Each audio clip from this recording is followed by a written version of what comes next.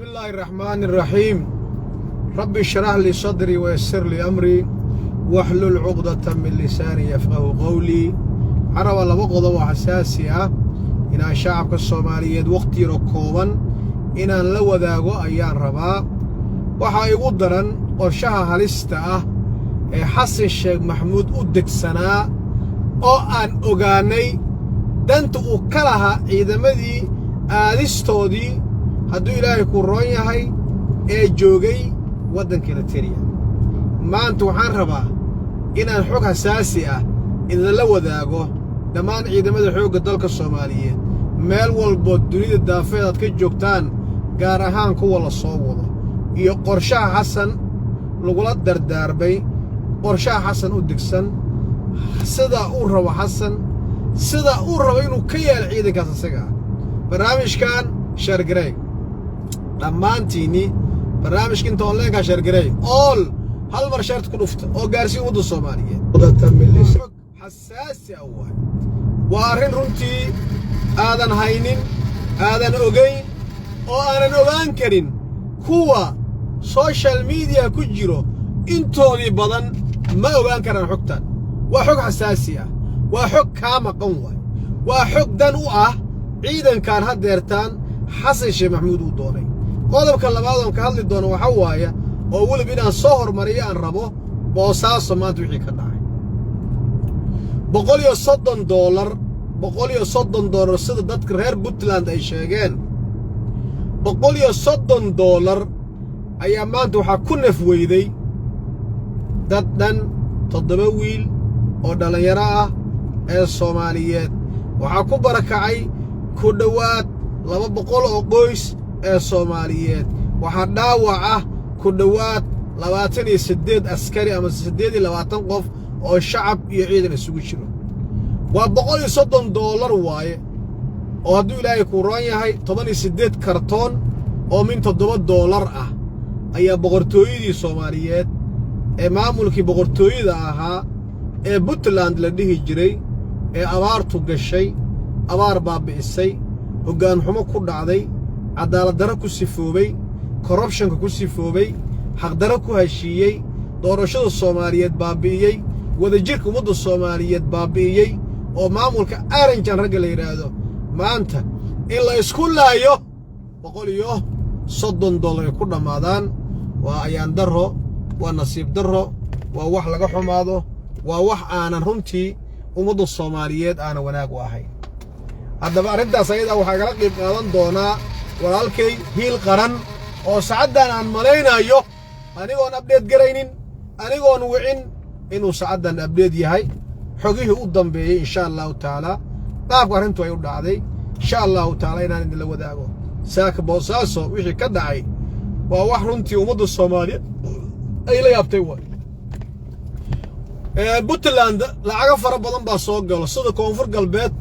saamiga ay qaadato 3 jibaarkeedii bay qaadataa laakiin se hoggaankeedii ama maamulkeedii waxa qabyo ka ah sara badan ama dhismooyin fara badan baa u socdo oo waddanka dibadiisii danta shacabka Puntland ilaahay baa u maqan saadiyo waan arkaynay ayada ay dhan dadaal inay ka ahayd iyo in yaani muxuu waxay ka ahayd lama yaqaano laakiin maanta caawa waxa qabrigoodii la qoday oo qabriga u hooyday 10 wiil oo kan u weyn 32 sano jir ah inta kala ka siiyar caawa dhulka hoostiisa aadeen caawa qabrigay marti ku yihiin waxaan leenahay ilaahay ha u qaboojiyo qabrigoodii ilaahay ha u qaboojiyo abaar xun baa dhacday abaar xun ayaa dhacday walaalkay hiil qaran baa raba inaan soo qabto barnaamijka sheergaray arrinta halista ah ee ciidanka danta laga leeyahayna waxaan rabaa inaan idinla wadaago ummadda gaarsiiya ciidankana gaarsiiya cid allaale ciddii ku agdhown ha loo sheego ciidamadii horena ha loo sheego arrintan dhammaantiinni saameyn bay idinku yeelan doontaa qorshaha Xasan Sheekh Maxamuud uu dejiyey arrinta Xasan Sheekh Maxamuud qorshaystay sida Xasan Sheekh Maxamuud uu rabo waxaan rabnaa inaan fashilno ilaahay aan ugu dhawaano insha Allah taala inaan fashilino waa go'aankeeni waay insha Allah taala sheergarey dhammaantiin sheergarey inta onlineka ah gaarsiiya ummadda soomaaliyeed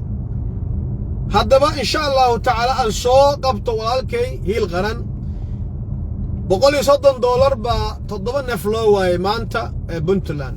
barnaamijkan waa xasaasi sheergarey qul ilxaq walow kaana muran mucaarad iyo muxaafidba barnaamij quseeye waay waxaan ka hadlayno sheergarey dhammaantiin sheergarey يا دمانتيني بل شيرت وقفتو قارسي ومدو الصومالية يا دمانتيني شير قري او دمان انت اونلاين كا برنامج كوا حساسي شير قري وان استاي شير قري قارسي ومدو الصومالية قارسي وحساسي وان شاء الله تعالى اوكي ان سوقبتو والالكي سعدنا هذا انت اغنى والله صرف الديا عيدمدي السعيد عبد الله دانيال يا عيدمدي بي سفتو way sorfadhiyaan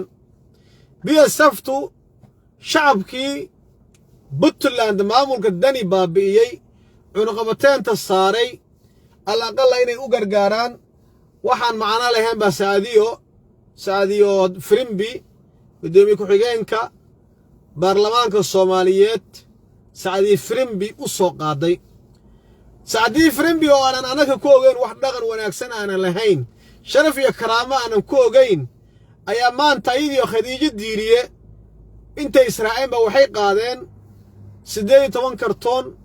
diyaarad $10,000 sida la sheegay sida dadka reer Puntland soo xaqiijiyeen ama baraha bulshada ay soo dhigeen ay noo xaqiijiyeen diyaaraddu in lagu soo ijaaray $10,000 $130 oo buskud la yiraahdo buskud oo hadduu ilaahay ku rooyin chocolate buskud baa la yiraahdaa buskud shukulaato ah sida aan u soo dhignay meel walbuna yaala waad ila aragteen idinkiina waad aragteen buskudkaas ayaa waxa ku neef weyday maanta dad dhalinyaro ah oo ciidan ah hadduu ilaahay ku roon yahay kuwana waxay lahaayeen bal buskudka nafaqada hana loo soo dejiyo dani iyo maamulkiisna waxay dhaheen dawladdii Soomaaliyeed anaka shaqo isku maliin xiriirkeena waa kala dhamaaday waxaan nahay dawlad madax bannaan baan nahay siday hadalkay u dhigeen waay waa madax bannaanay sida Saciid Abdullaahi Daniel soo iska dhaadhiciyay waay wiilishi dhalinyarada ahaa oo boqortooyada ka soo jeeday oo hadduu ilaahay ku roon yahay oo Ismaan Maxmuud ka ayo reer ilma diyaana ahaana waajibka saaran ayaa wuxuu yahay badqabka shacabka gobolada bari Saciid wuxuu doon ha ka sameeysto Garowe iyo gaalkacay mar salaadiintooda ha weeraro mar hadduu ilaahay ku rooy afurka ku weeraro salaatuleelka ku weeraro guryaha ugu galo nolosha ku gubo wax walba ha u geysto laakiin boosaas free from dani bay idinkan waad ogtihiin anigana waan ogahay ciyaalka yaryarna way og yihiin dhammaan ummadda Soomaaliyeed way og tahay boosaaso free from Saciid Abdullaahi Daniel free bay ka ah xukunkiis kama taliyo meeshaas ciidan madax bannaan baa joogay ciidankaas ayaa wax amri karo ciidankaas wax diidi karo ciidankaas wax soo dhaweyn karo ciidankaas hawada xiri karo ciidamadaas oo Puntland ay leedahay ee xaq ay lahaan jirtay ee BSF liiraado ayaa deegaankaas mas'uulka ah laakiin imaaraad wax shaqo ah ay ku leeyihiin hab yaraate malahan deegaankaas imaaraad waa laga xoreeyay afkaartii guracneed ee imaaraad waa laga xoreeyay laakiin maanta wixii dhacay wax wanaagsan maysan ahayn aad iyo aad baan ugu xumahay inna lillahi wa inna ilayhi raaji'uun intii dhimatay ilaahay ha u naxariisto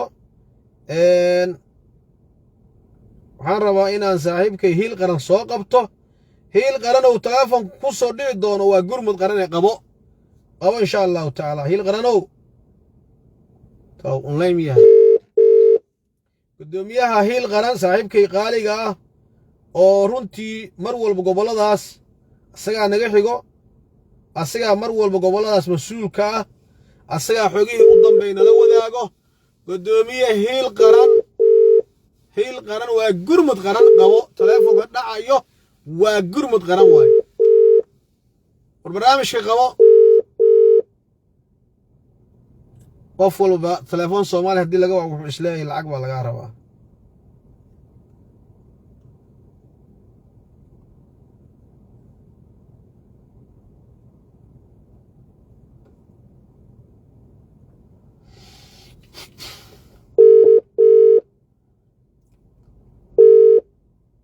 السلام عليكم ورحمة الله تعالى وبركاته. والالك هيل قرنو سو دhow ii war xaaladaadi. aad baan kuugu fiicanahay idaacadda baan ku jiraa. waad ku jirtaa shacab Soomaaliyeed ku dhawaad 400 qof baa ku daawanayso markuu wareyso dhawaan ku leeyahay bal shacabka Soomaaliyeed wixii saa ka dhacay waan aragnay meeshii abaar inay ka dhacday waxaan ayaga mudneen baan loo qaaday saadiyo oo wanaag badan aan ku ogeyn ayaa waxay qaaday 18 kartoon oo buskut oo haduu Ilaahay ku roon chocolate ah ay u qaaday 7 wiil ba qabriga aaday dhoorna waa dhaawac boosaasan waa laga kala qaxay boosaasan min Allah wuxuu qabateen ba ka saarneed inkastoo amarka Saciid Abdullaahi Dani ay xur ka ahayd boosaaso bal soo dhawow say wax u dhaceen xaaladihii u dambeeyna la wadaag biyano lagu arag lagana dhowr bay Soomaalidu tiraahdaa Saadiyo baraka ma leh Aranjan iyo Danina baraka ma leh ma fahanti absolutely waa laba naar waa laba naar weeye marka labada naar aniga maanta ahaan waxaan aad uga xumahay dadka inta tira leeg 18 kartoon oo buskuda oo qiimahooda uu joogo $400 18 kartoon oo buskuda oo qiimihiisu $400 joogo in ay u dhintaan 9 dhaawaca iyo 4 dhimasho ah dhaawacaasna qaar garaaba oo liitaba ku jira ma fahanti waa gartay waxaan aad uga xumahay aad u cambaaraynayaa Saadiyo in ay mataqaanaa ay dagaankeedii ay ula bareertay xumaan ku soco in ay dagaankeedii ay xumaan ula bareertay oo shalay markii ay kursiga soo fuuleysay nabad iyo nolol baa taageertay nabad iyo nolol markay taageertay oo Xasan Sheikh uu ka soo horjeeday codkii kaliya ay lahaydna ay Xasan Sheikh ugu hiilisay ma fahanti si fiican ay maantana dagaankii ay keento 18 kartoon oo dhiiqa ah iyada iyo islaanta Khadiija la dhaho ay wadanka ay la yimaadaan dhiiqa la yimaadaan Aranjana waxaan ka xumahay inkaar bay qabaan ummadii oo dhan bay dhaceen 18 kartoon lacagta iyaga u taala Cumaan iyo Dubai iyo u taala Nairobi waxay ka badan tahay 500 milyan $500 billion bay ka dhaceen deegaanka ma fahanti waa gartay oo billion miya billion waa billion $500 billion bay ka dhaceen because deegaanka sanadkii cashuurtu waa 180 milyan ma fahantay cashuuraadka inta aan ognahay inta naloo sheegay waxa kale oo la qariyo ma aqaan si fiican ku soco waxa kale oo la qariyo ma aqaan liana degmada Galdogob kaliya ayaa bishii waxa laga qaadaa $320,000 baa Galdogob kaliya laga qaadaa ma fahamtay waa gartay marka waxaan ka xumahay iyagoo jeebabkoodu buuxaan oo dadkiina ay dhaceen oo lacagtii wadankana ay ka saareen ay Xasan Sheekhna ku soo doorteen maanta waxay ahayd inay ceebti ay faleen iyagu iska dhaqaan oo $40 milyan intay jeebabkooda ka soo saarsadaan gawaari ka haystaan wajigooda ha gubtay ee u qaybiyaan bay ahayd maanta dadka shacabka baahan oo 18 kartoon oo dhiiqada buskudka loo keenay shacabka laakiin maslahay isaga ahaan lahayd hadda wax kale waa la awoodi waayay wax kale waa loo awoodi waayay walaashoodii Saadiyo oo runtii aanan dhaqan wanaagsanayn 18 kartoon ay u garatay waxay dhaantaa 500 bilyan ee Saciid Abdullaahi Dani dalkan ka dhacay ku soo 500 milyan waaye 500 milyan waaye $500 million bay ka dhaceen liana hotelka kaliya oo Nairobi uu ka samaystay ba $40 milyan ku fadhiya ma fahanti si fiican wasiirka caafimaadka oo meesha ay wasiirka caafimaadka ku sheegaan oo garowe jooga hantidiisa 150 milyan baa lagu qiyaasaa lacagta ilmo faroole way xisaabeesha iyadu ninkan la dhaho in cilmi shido lacagtiisu waa milyaneer ninkan la dhaho Juuxa hotelka aad aragtay oo 12 milyan lagu dhisay buu 5 nin bay ku wada leeyihiin ma fahanti waa gartay ilaahay kuma samadiide ninkii wabeenaya oo Aranjanta shirkadda Sarison wax ka aasaasay waa milyaneer 2 nin oo Cali Salebana oo mid la dhaho in Cabdullaahi Saalax Deer oo midkii aanu hadda ka hor intay weerareen aynu u doodaynay kaasna waa milyaneer marka nimanka Aranjan waa 20 nin labaatanka nin ninka ugu hanti yar hantadiisu waxa weeye waa 70 milyan oo dollar ma fahantay waa gartay shacabkiina way baktiyeen way ka soo sooftay ma fahantay tala iyo tusaale toona ma hayaan marka waxaa la rabay maantay inay xishoodaan waxaana aad u cambaaraynayaa isimada gobolka bari baan aad u cambaaraynayaa hadda ayay waxay cambaaraynayaan xabadda iyo magaalada dadka lagu dilay intii 14 kartoon oo dhiiqa ah buskud dhiiqa la idiin soo qaadayo boqor burhaan iyo beeldaajaha beesha siwaaqroon beeldaajaha cali jibraahiil beeldaajaha cali sareebaan ugaaska dishiishe waa inta ugu yacni ugu tugtugroon baan ka soo qaadanaya waxaan aad uga xumahay idinkoo hanti leh oo awooda inaad jeebkiina calaa qof uu 15 kun oo dollar intuu ka soo saaro oo raashin ku iibiyo raashinka aad isku dartaan oo gawaari aad ka buuxisaan oo degaamada aad ku wareegtaan oo idinku aad gacantiina ku qaybisaan 14 kartoon oo dhiiqa intii la idin keeno inaad hadda facebooka social media aad ka calaacashaan ceeb bay idinku tahay boqor burhaanow adiga iyo isimada soo hadlaba wejigiina ha gubtee wejiyadiina dadka ka qariya waa gartay ku soco wejiyadiina dadka ka qariya baan leeyahay ma fahantay aaranjaanna waxaan leeyahay ila sharafna ilaahay idinma siin ku soco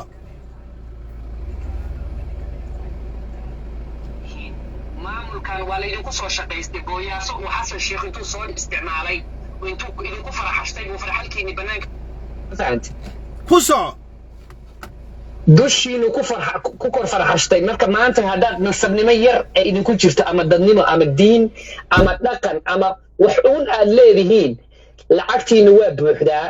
reer faroola lacag bay haystaan deni waa milyaneer juxa waa milyaneer ninkan la dhaho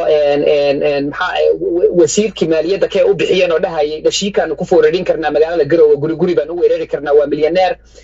in saalax deer waa milyaneer nin kaloo in adeerkiisa waa milyaneer ninka wabeeneeya waa milyaneer 20 milyaneer baa tihiin 20kiina intaad dadnimo iska baartaan 40 milyan baa shacabkaas revive loogu samayn karaa ma fahantay buuhoodlana lacagta ka gubatay waa 2 milyan iyo dhowr boqol oo kun baa ka gubatay buuhoodlana waad u geyn kartaan oo shacabkii aad lacagtooda xayirteen oo lacag Soomaaliga aad u geyseen baad ku soo sasabi kartaan oo ku soo shifeyn kartaan oo dhihi kartaan waa soo luus garaynay mugdi baanu gacanta la galnay bas baan soo qaniinay naga raalli ahaada boogihii aan shalay geysanay baan dhahaysaan maba dhihi kartaan oo kulay damiirka iyo dadnimada ma lihidin li'aana ninkii caqli leh oo damiir iyo dadnimo ku jirta ayaa qirta ficilka xun uu sameeyo ma fahantay si wanaagsan marka 40 milyan lacagta waad ka dhimanaysaan qaarkiin beeshin baa tihiin faroole waa 90 cimri uu lacagta uu dhacay uu ku cuna ma haysto deni waxa waaye waa nin weyn waad ogtahay intuu hadda leegyahay iyo qaabdarrada uu ku socdo lacagta aad dhacdeen cimri aad ku cuntaan heli maysaan carruurtiinana sun iyo boogay iyo waabay baa siiseene 40 milyan dollar intaad jeebkiina ka soo saartaan gawaari ka haysta shacabka lacag u qaybiya sacdii maxaad leedahay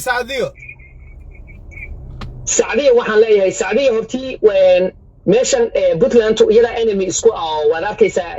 Aaranjaan say Puntland u bahdishay sacdiyana hadda ka hor bayba waxay ku dhaaratay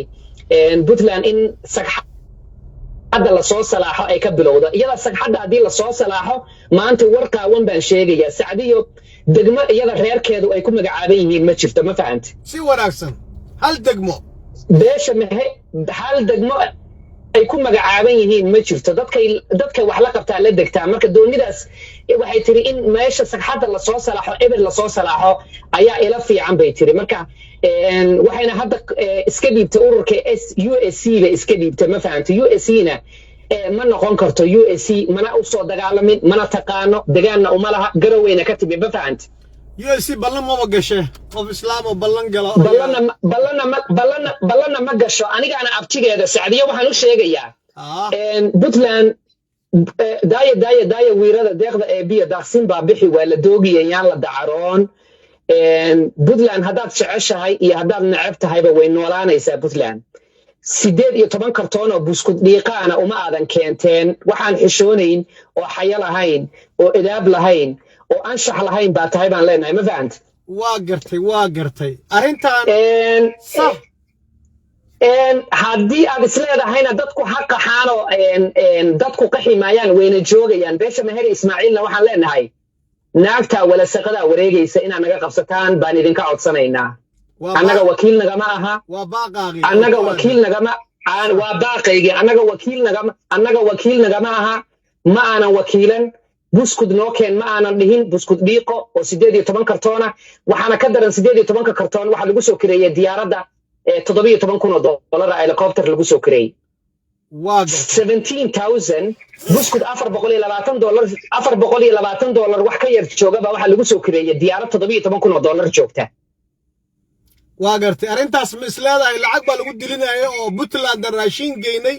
oo deeq beena in la qoro waxa arintaas kula jiray oo la waday Khadiija Diiriya la waday afmasheernimo ay gaareen ay isku bahaysteen oo in lagu khaldalo rabo deegaanadaas looga been abuurto oo budget aan jirin loo qorto oo hadduu Ilaahay ku rooy foom loo buuxsado been loo saxiixo ma isleedahay arintaas ayada ku soo arinta ayada afooban baa lagu qaadanaya lacag baa lagu qaadanaya waxa la rabaa in la dhaho gobolada raashin baan geynay 14 kartoon oo buskud dhiiqa markii la geeyo $2 milyan baa la rabaa in la xisaabsado ma fahanti waa gartay oo caawinada caalamka looga qaato meesha lagu leexsado la dhaho waxaanu ka bixinay 18 kartoon oo dhiiqada ah cashuurta gobolka Banaadir baan ka bixinay baa la rabaa in la dhaho caalamka looga baryo tago ma fahanti hadda xaaladii u dambeysay ka waran Boosaaso jawigeedii hadda saacadan aan taagan shacab badan oo qaxay waa saacadan maxaa akhbaarka haysa oo waxyida diila hay ku soo saacadan waxyida diila waxay tahay shacabkii baa kacsan aaran jaanna waa lagu kacay xabada waxa bilaabana waa iyaga ilma diyaanana mid baan faraya ilma diyaana waxaan leenahay anagu ilma diyaana dadka taageersan baanu ahayn iyo BSF ta laakiin BSF ay idinku taageeri mayno Saacadiyo oo 18 kartoon oo dhiiqa 14 kartoon oo buskud dhiiqa wada inaad meesha ka soo dejisaan oo xabad aad ku bilowdaan taas waxa idinka aqbalayna maaha boqor burhaan waxaan leenahay wiilasha aad adeerka u tahay ilma diyaano in iyo adiguba aad raali ka noqotaan 14 kartoon oo buskud dhiiqa in magaalada Boosaaso laga soo dejiyo ceeb bay kugu tahay ilma diyaanay ma ceeb ku tahay magaca Maxamuud Salabaan bay ceeb ku tahay magaca Puntland bay ceeb ku tahay magaca Bahdi Rooble oo sheeganaysid bay ceeb ku tahay baan leenahay ma fahanti 18 kartoon $15,000 hanti baad leedahay boqorow geel tirada ka badan oo 1,000 gaaraya baad leedahay 20 geel baad soo gadi kartaa halkii xabo waa $1,000 weey ma fahanti si wanaagsan Sweden baad ka tagtay gaajo kuma hayso qoys gaajaysan kama aad soo jeedid reerkaada adigu ka dhalatay waxa ka ciidamin kara reerka kaliya isagu waxa way Burhaan Muuse boqor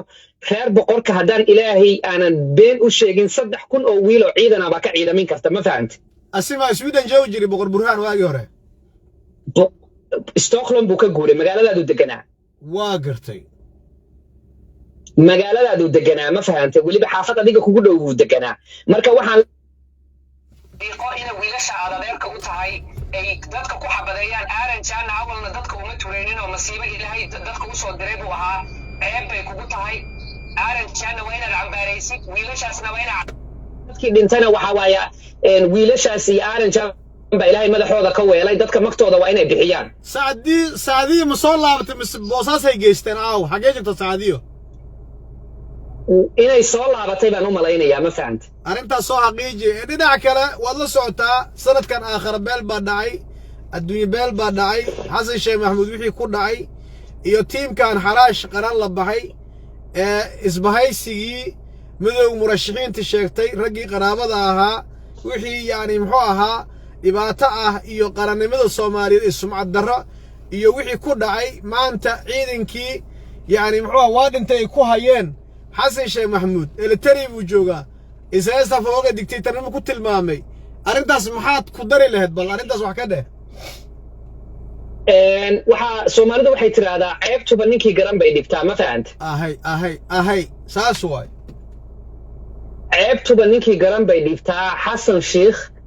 ceebna ma yaqaano Ilaahayna kama xishoodo ummadana kama xishoodo waana ayaan darro inuu magaca Soomaaliyeed magaca hadda anigu loogu yeeray anigu gumaba yeeraba anigu Xasan waxaan u arkaa madaxweynaha Banaadir State baan u arkaa ma fahanto oo beeshiisa سيفيان marka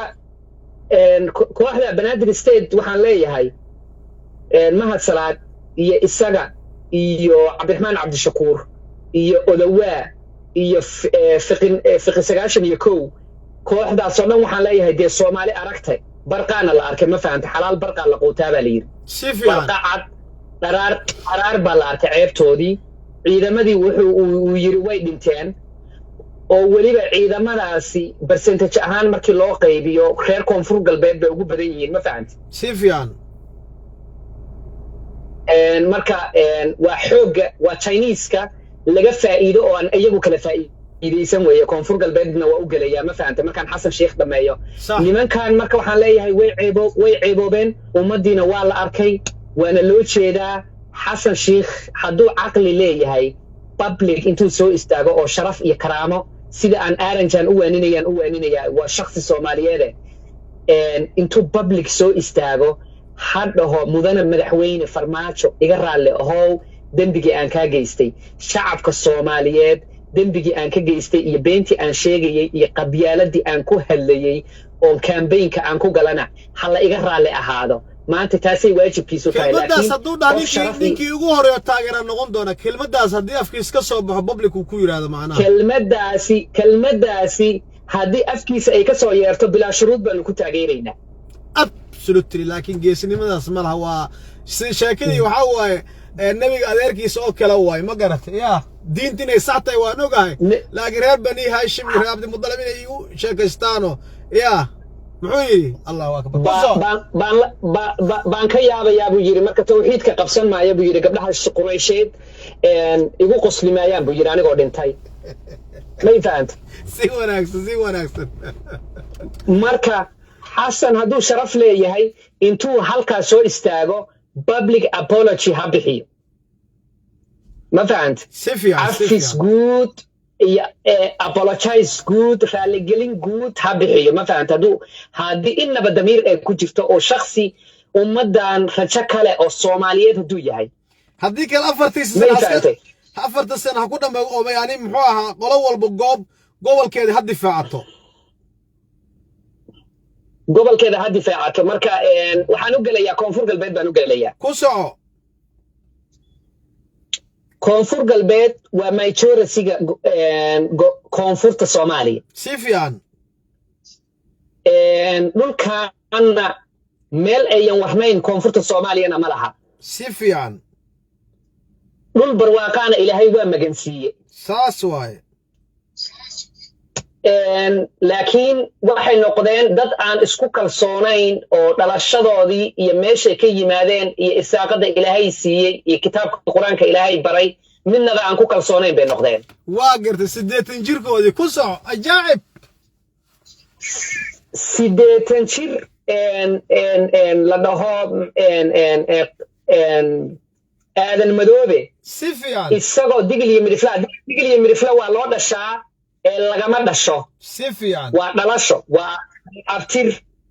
marka intuu dhalashadiisa ku kalsoonaan waayay buu maanta isagoo 80 sano jira buu wuxuu yiri anigu harti abgaal baana inna lillahi wa inna ilayhi raaji'un